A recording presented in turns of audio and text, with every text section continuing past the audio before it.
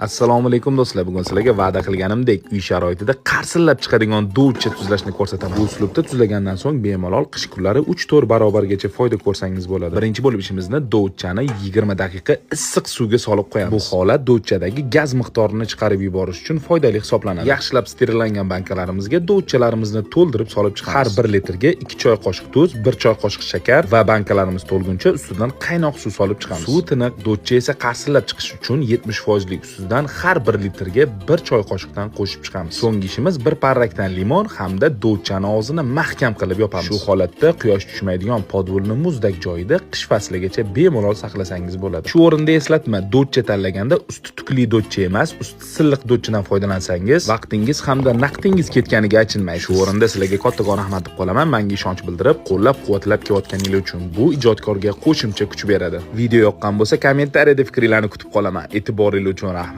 Ko'rgan vaqtingizga rozi bo'linglar.